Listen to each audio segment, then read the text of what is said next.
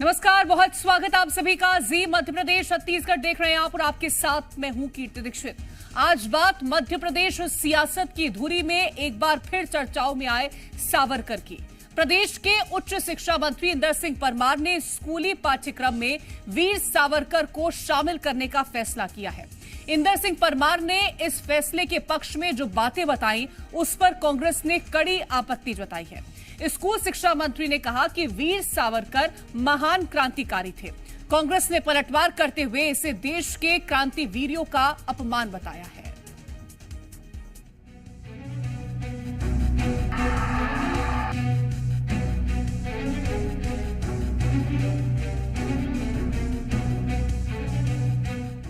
देश में चुनावी चरण का दौर जारी है। मध्य प्रदेश की बात करें तो यहां 4 चरणों में 29 सीटों पर लोकसभा चुनाव संपन्न हो चुके हैं और अब इंतजार है तो 4 जून का। लेकिन इस बीच एक बार फिर विनायक दामोदर सावरकर का मुद्दा मध्य प्रदेश में गूंजने लगा है। सबसे पहले आप प्रदेश के उच्च शिक्षा मंत्री इंदर सिंह परमार का बयान सुनिए। हमारे समाज को लोगों ने एक प्रकार से रूढ़िवादी कह करके कई सारी चीज़ों की अवहेलना करने की कोशिश की है। मेरी मान्यता यह है कि भारतीय जो समाज है, यहाँ की जो संस्कृति है, वो वैज्ञानिक दृष्टिकोण के आधार पर अपना जीवन जिया है, सदर्शन पैदा किया है और इसलिए हर विषय में भारतीय दृष्टिकोण क्या है ये शिक्षा में हम सम्मिलित करने जा रहे हैं। उसी के बाद में आगे सारी पढ़ाई प्रारंभ करेंगे, चाहे विज्ञान होगा चाहे अन्य विषय होगा, सब में। पहली बार वीर सावरकर ने कहा कि मैं कहता हूँ कि ये हमारा स्वतंत्रता संग्राम था, सुनियोजित था, जनता ने अपने स्वाधीनता के लिए लड़ा गया संग्राम था और यहाँ नहीं, अंग्रेजों की धरती उनके गांव पर जाकर उन्होंने लेखन का काम किया था। उस वीर को आप कैसे उपेक्षित कर सकते हो? लेकिन कांग्रेस ने किया। क्यों? कांग्रेस ने केवल अपने परिवार, एक परिवार का गुणगान होता रहे देश में, ये काम केवल कांग्रेस ने किया। इतिहास में जो गलत तथ्य अंकित किए गए उनको ठीक करने का काम, ठीक इतिहास बताने का काम हमारे जो लेखक है वो करेंगे। उसमें जहाँ पर हमको ये लिखना पड़ेगा, इतिहास लिखने वाले को लगेगा कि ये हमलावर आया इस धरती से, सिकंदर यूनान से आया, लिखेंगे सिकंदर यूनान से आया तो क्या करा? लूटने के लिए आया तो लुटेरा हो गया। अब उसको सिकंदर महान लिखने की क्या जरूरत है? विश्व विजेता लिखने की क्या जरूरत है? भारत में पराजित हो गया तो वो विश्व विजेता आएगा। तो सुना आपने, उच्च शिक्षा मंत्री इंदर सिंह परमार ने कहा कि विदेशी आक्रांता अकबर को महान बताया गया, लेकिन महाराणा प्रताप को नहीं। आजादी में एक ही परिवार का गुणगान हुआ है, वीर सावरकर जैसे निडर का जिक्र तक नहीं हुआ जिन्हें 2 बार आजीवन सजा मिली। इतिहास के पन्नों में ऐसे लुटेरों और आक्रमणकारियों को जगह दी गई जिन्होंने देश के लिए कुछ नहीं किया, उनका गुणगान किया गया। तो वहीं इस पूरे मामले पर कांग्रेस का कहना है कि सिलेबस में ये भी शामिल करें कि आजादी की लड़ाई में वो किस तरीके से माफी मांगकर जेल से बाहर निकले थे। सरकार है वो पढ़ा ले, किसने मना किया है? और जब उनके बारे में पढ़ा तो सिलेबस में ये भी लिखे कि आजादी की लड़ाई में किस तरह से माफी मांगकर वो जेल से बाहर निकले। इंदिरा गांधी देश की प्रधानमंत्री की जनता ने बनाया था, देश के लिए शहादत थी। राजीव गांधी देश के प्रधानमंत्री थे, जनता ने बनाया, देश के लिए शहादत थी। उनके गौरवशाली इतिहास को पढ़ाया जाता है, इसमें क्या गड़बड़ी है? अब सवाल ये है, छात्रों के सावरकर का पाठ पढ़ने से क्या क्रांतिकारियों का अपमान होगा? क्या मध्य प्रदेश की सियासत में ये मुद्दा अभी और गरमाएगा? और सबसे बड़ा सवाल, इससे किसे फायदा और किसे नुकसान होगा? प्रमोद शर्मा, जी मीडिया, भोपाल। तो चलिए सबसे पहले आपको बताते हैं वीर सावरकर आखिरकार थे कौन। वीर सावरकर का जन्म 28 मई 1883 को हुआ। उन्हें वीर उपनाम मिला जो एक साहसी व्यक्ति थे। सावरकर कई स्वतंत्रता सेनानी से प्रेरित थे। अंग्रेजों के खिलाफ फ्री इंडिया सोसाइटी का गठन किया था। The history of the war of Indian independence नामक पुस्तक लिखी। सावरकर की किताबें अंग्रेजों के खिलाफ लड़ने के लिए प्रेरित करती थी। अब आपको बताते हैं वीर सावरकर ने जेल में रहकर क्या कुछ काम किया था। जेल में उन्होंने एक वैचारिक किताब लिखी जिसे हिंदुत्व के नाम से जाना जाता है। इसे सावरकर के समर्थकों ने प्रकाशित किया। 6 जनवरी 1924 को सावरकर को जेल से रिहा कर दिया गया। 1937 में वीर सावरकर हिंदू महासभा के अध्यक्ष बने थे। मध्य प्रदेश की सियासत में वीर सावरकर कोई पहली बार नहीं आए। इससे पहले भी पाठ्यक्रम में इनके शामिल होने को लेकर के खूब सियासत देखने को मिली। वहीं बात कांग्रेस की करें तो कांग्रेस हमेशा वीर सावरकर के नाम पर बीजेपी को घेरती आई है। तो चलिए आपको बताते हैं कांग्रेस की ओर से कब क्या कुछ बोला गया वीर सावरकर को लेकर के। दरअसल 14 दिसंबर 2019 को राहुल गांधी ने कहा कि मेरा नाम राहुल सावरकर नहीं है, राहुल गांधी है। मैं सच बात बोलने के लिए कभी माफी नहीं मांगूंगा, मर जाऊंगा पर माफी नहीं मांगूंगा। वहीं नवंबर 2022 में कांग्रेस की ओर से कहा गया कि एक ओर बिरसा मुंडा जैसी महान शख्सियत है जो अंग्रेजों के सामने झुकी नहीं, और दूसरी ओर सावरकर है जो अंग्रेजों से माफी मांग रहे थे। वहीं 16 मार्च 2023 को एक बार फिर राहुल गांधी ने कहा कि सावरकर समझकर रखा है क्या, नाम राहुल गांधी है। अब जब माफी मांगने की बात होती है तो राहुल यही कहते हैं कि मैं सावरकर नहीं बल्कि गांधी हूं। अब सावरकर पर सियासत हो रही है क्योंकि लगातार अब इसको लेकर के सवाल भी उठ रहे हैं। अब इन सवालों को लेकर के हम चर्चा करेंगे। खास मेहमान जुड़ गए हैं, आनंद जाट जी हमारे साथ जुड़ गए हैं, प्रवक्ता है कांग्रेस के, डॉक्टर प्रेम व्यास जी जुड़ गए हैं, प्रवक्ता है बीजेपी के, और सुरेश शर्मा जी हमारे साथ जुड़ गए हैं, वरिष्ठ पत्रकार है। बहुत स्वागत है आप सभी का। डॉक्टर प्रेम व्यास जी, सबसे पहला सवाल मेरा आपसे रहेगा, क्या अभी तक जितनी पढ़ाई हमने करी है, इतिहास में जिस तरह से पढ़ाई हमने करी थी, क्या वो भ्रामक थी? देखिए कीर्ति जी, इस देश में मुगलों को पढ़ने की आजादी है, अंग्रेजों को पढ़ने की आजादी है और विदेशियों को पढ़ने की आजादी है, लेकिन हिंदुत्व विचारधारा के जनक जो है स्वतंत्रता संग्राम सेनानी वीर सावरकर को जी को जो है पढ़ने की आजादी इस देश का जो है संविधान नहीं दे रहा है। दूसरी बात है, आप देखिए गांधी जी का जो विश्लेषण है, नेहरू जी का जो विश्लेषण है, वो अतिरंजना का शिकार है और सावरकर जी को जो है घृणा और हिंसा का पात्र बता दिया है। वैचारिक हिंसा की दरिद्रता अगर कहीं प्रदर्शित की है तो वो जो है सावरकर जी में की है। 2 अगस्त 1942 को जिन्ना को संविधान में कहाँ लिखा है कि इसको लेकर के पढ़ाई नहीं करनी? आपने बोला कि संविधान इसकी इजाजत नहीं दे रहा है। जी यही तो कांग्रेस कह रही है कि संविधान बदलना चाहते हैं, लोकतंत्र की हत्या कर रहे हैं। मतलब वही है ना कि संविधान में नहीं है। अगर हम हमारे वीर सैनिकों को, स्वतंत्रता सेनानियों को अगर पढ़ाने का कार्य करेंगे तो कांग्रेस को आपत्ति हो जाएगी। वही कम्युनिस्ट जो है रिवॉल्यूशनरी टेररिस्ट का नाम देते हैं विपिन चंद्रा, जो इनके समर्थित है, और वो लिखते हैं कि ये जो क्रांतिकारी है वो रिवॉल्यूशनरी टेररिस्ट है। और जब जो उनका पोता है चंद्रशेखर आजाद और भगत सिंह और इनके जब पोते आपत्ति करते तो कहते हैं हम अगले एडिशन में हटा देंगे, लेकिन कांग्रेस उसका विरोध नहीं करती खुलकर कि ये रिवॉल्यूशनरी टेररिस्ट जो लिखा है विपिन चंद्रा जी ने, जो हमारे मंडा गठबंधन के जो समर्थित लोग हैं, वो गलत लिखा है। दूसरी बात है, मैं अपनी बात कंप्लीट कर लेता हूं। 2 अगस्त 1942 को मैं इसीलिए आ रहा हूं इस बात पर कि क्यों जो है सावरकर जी से घृणा है और क्यों ये हिंसा के पात्र बने कांग्रेस की नजरों में। आप देखिए, और उसके पूर्व में 1910 में जब 2 जीवन का कारावास हुआ है, 2 जन्म का, उस समय जो है कांग्रेस का अध्यक्ष था विलियम बेटन बर्न, और विलियम बेटन बर्न जो थे वो अंग्रेजों के जो है वो सेक्रेटरी भी हुआ करते थे। तो उस समय अगर वीर सावरकर को 2 जन्मों का जो कारावास होना, तो ये अपने आप में बहुत महत्वपूर्ण है कि अंग्रेज उनसे कितना डरते थे और कितना भय खाते थे कि अगर 1 जन्म पश्चात भी वो वापस आ गए तो निश्चित रूप से जो आजादी मिलने में 30 वर्ष लेट हुए वो जल्दी मिल जाती। 2 अगस्त 1942 को गांधी जी ने जो है जिन्ना को पत्र लिखा था और उसमें इस बात का जिक्र था कि अगर अंग्रेज कोई कॉम्प्रोमाइज करके मुस्लिम लीग को जो है सत्ता दे देते तो मुझे आपत्ति नहीं है। सावरकर जी ने उस समय कहा था कि आजादी विद मुस्लिम, विदाउट मुस्लिम और इंस्पाइट ऑफ मुस्लिम, उन्होंने कहा था मुस्लिम हमारे साथ रहेंगे, हमारे भाई है। लेकिन ऐसा नहीं है कि अंग्रेज अगर फुट डालो राजनीति करना चाहते हैं तो उनको जो है खुली छूट दे दी जाए। माफीनामे की बात कांग्रेस बार बार कहती है। 1923 में नाभा रियासत में एंट्री मारने पर नेहरू जी को जो है सजा हो गई थी और उसके बाद में 2 हफ्ते के बाद ही सजा माफ कर दी गई। अगर माफीनामा दिया तो नेहरू जी ने भी 1923 में दिया है ना। नाभा रियासत में घुसने से ही उनको जो है गिरफ्तार कर लिया गया था। क्वाइट इंडिया मूवमेंट के लिए अब्दुल कलाम आजाद ने अपनी पुस्तक में लिखा है, हिंदू महासभा जिसके एकमात्र अध्यक्षक वीर सावरकर थे, उनके आह्वान पे लगभग 25 शहरों में 25,000 लोग उनके समर्थन में जो है क्वाइट इंडिया मूवमेंट का मुख्य हिस्सा बने, जिससे अंग्रेज डर गए थे। ये आनंद जाट जी, अब्दुल कलाम आजाद ने अपनी पुस्तक में लिखा है। कांग्रेस सिर्फ एक ही परिवार का महिमा मंडन करती है, एक ही परिवार के बारे में जानकारियां देती है, किताबों में प्रकाशित हुआ ये आरोप लगते हैं। गलत और भ्रामक जानकारियों को खत्म क्यों नहीं किया गया? गया, सिर्फ एक ही परिवार के लोगों के बारे में क्यों पढ़ाया गया? ये आरोप लगा रहे हैं आप पर। भगत सिंह के बारे में आपको जानकारी सावरकर ने दी क्या?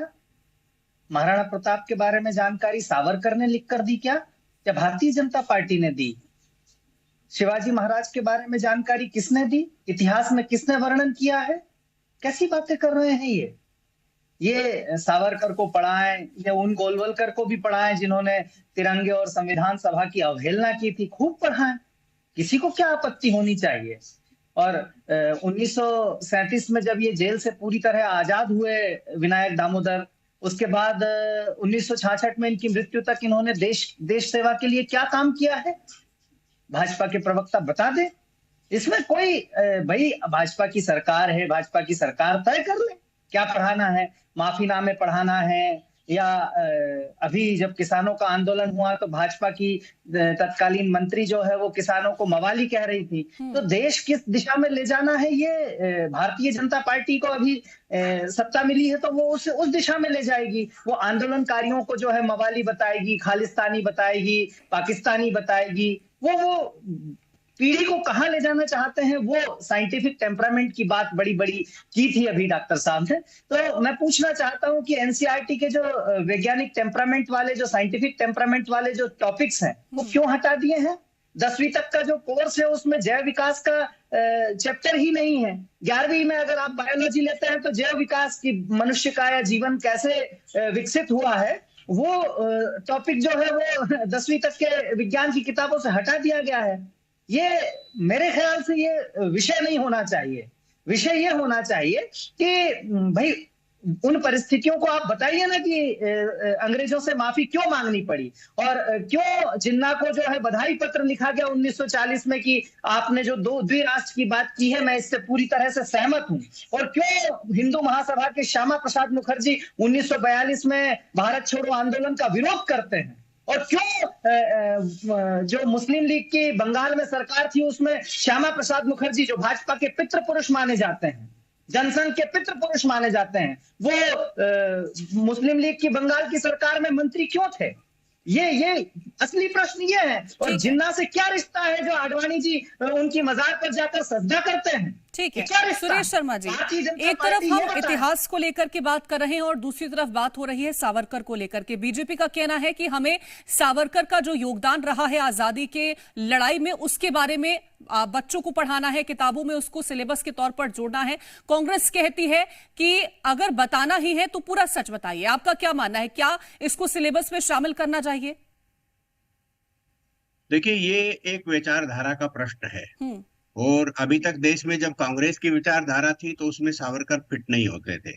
अब देश में भाजपा की सरकार है, उसकी विचारधारा में सावरकर फिट होते हैं। तो कोई भी राजनीतिक पार्टी जो अपनी आइडियोलॉजी को लेकर के चलती है उसके आधार पर वो अपनी तैयारियां करती है, अपने आइडियोलॉजी के आधार पर देश की जनता को वो जानकारियां देती है। तो इसलिए सावरकर पढ़ाए जाने पर किसी को आपत्ति नहीं होना चाहिए, एक बात। दूसरी बात यह है कि सावरकर जी, उनका देहांत हुआ था 1966 में जब भारत आजाद हो गया था। राहुल गांधी जी का जन्म हुआ है 1970 में, यानी सावरकर जी के निधन के 4 साल बाद। तो उन्होंने सावरकर जी को देखा ही नहीं, तो उनके बारे में क्या टिप्पणी करेंगे? उनको किसी ने बता दिया होगा, या कांग्रेस के बड़े नेताओं जिनका नाम उल्लेखित है इंदिरा जी तक लगा करके, पंडित जवाहरलाल नेहरू जी और महात्मा गांधी जी, इनने अपने कार्यकाल में कभी सावरकर जी की वो माफीनामे वाली चिट्ठी सार्वजनिक करी क्या? ये तो सरकार में थे, कर देते। जैसे अभी सुभाष चंद्र बोस के सारे संवाद जो हैं वो प्रधानमंत्री नरेंद्र मोदी जी ने सार्वजनिक करके और जो इंडिया गेट पर उनकी प्रतिमा स्थापित करा करके स्पष्ट कर दिया कि देश के उन महापुरुषों ने जिन्होंने आजादी में बड़ा योगदान दिया और देश की सत्ता पर काबिज रहे, उन्होंने एक महान सेना नायक को, एक महान स्वतंत्रता संग्राम सेनानी की अवहेलना करी, अनदेखी की। जैसे डॉक्यूमेंट्स निकाले, ऐसे ही डॉक्यूमेंट्स जो है इनके वीर सावरकर के निकाल करके देना चाहिए। ईमानदारी से यदि आप देखेंगे तो बहुत गंभीर बात है। सावरकर का माफीनामा चर्चा का विषय बनाने का मतलब ये है कि दमदार लोग सार्वजनिक रूप से प्रशंसा के पात्र नहीं बने। मैं एक छोटी सी बात कहता हूं कि जिनने अंग्रेजों के खिलाफ लड़ाई लड़ी वो माफीनामे के हकदार हो गए। जो अंग्रेजों की पार्टी, अंग्रेजों द्वारा स्वतंत्रता संग्राम क्रांतिकारियों के विरुद्ध बनाई गई कांग्रेस पार्टी में जो नेता शामिल हुए वो महान हो गए। भाई अंग्रेज के द्वारा स्थापित कांग्रेस पार्टी को किन नेताओं ने चलाया आगे चल करके? उन नेताओं ने अपनी पार्टी क्यों नहीं बनाई? उस कांग्रेस में क्यों शामिल हुए जो अंग्रेज के द्वारा, अंग्रेज सेक्रेटरी के द्वारा बनाई गई थी क्रांतिकारियों को रोकने के लिए? तो ये सब बातें कंट्रोवर्शियल हैं। हम सब लोग केवल इतिहास में पढ़ करके अपने अपने विचार अपने अपने पक्ष के आधार से प्रस्तुत करते हैं। कुछ व्यवहारिक बातें हैं जिन व्यवहारिक बातों के बारे में ध्यान रखना चाहिए।